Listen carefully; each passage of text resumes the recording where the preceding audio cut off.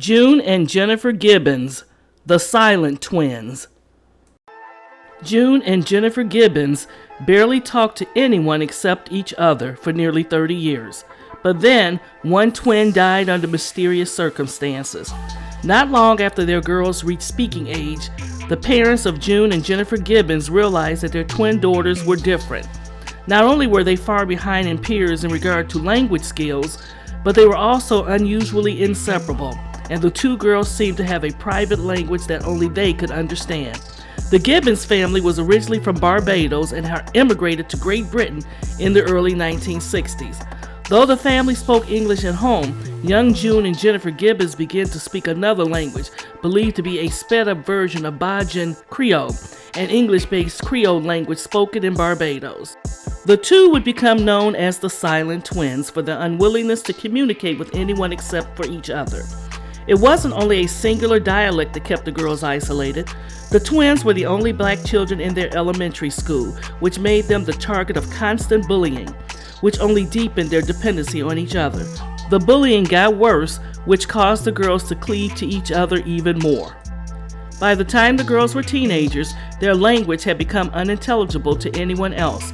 They had also developed other peculiarities, such as refusing to communicate with virtually any outsiders, refusing to read or write in school, and mirroring each other's actions. Years later, June summarized the dynamics with her sister as such. One day she'd wake up and be me, and one day I would wake up and be her. And we used to say to each other, "Give me back myself. If you give me back myself, I'll give you back yourself." By the time they were 18, the girls had started experimenting with drugs and alcohol and began committing petty crimes. Eventually, these crimes escalated to arson and they were arrested in 1981. Soon after, they were placed in Broadmoor Hospital, a maximum security hospital for the criminally insane. They were there for 12 years. Marjorie Wallace, a journalist who was covering the case, developed a close relationship with the twins. She reported that the girls had a long-standing agreement that if one died, the other one must speak to live a normal life. During their hospital stay, they began to believe it was necessary for one of them to die, and after much discussion, Jennifer agreed to be the sacrifice. In March 1993, the twins were transferred from Broadmoor to a more open Caswell clinic in Bridgend, Wales. On arrival, Jennifer could not be roused. She was taken to the hospital where she soon died after acute myocarditis, a sudden inflammation of the heart.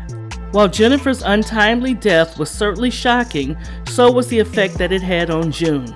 June suddenly began speaking to everyone as if she had been doing so for her whole life. June was released from the hospital shortly after, and by all accounts began living a fairly normal life. It seemed that once the two silent twins were reduced to one, June had no more desire to stay silent. There was no evidence of drugs or poison in Jennifer's system, and her death remains a mystery. June said, "I'm free at last, liberated, and at last Jennifer has given up her life for me." Until next time, please like, share, comment, and subscribe to the channel. Press the bell to be notified of future uploads. Thank you for watching.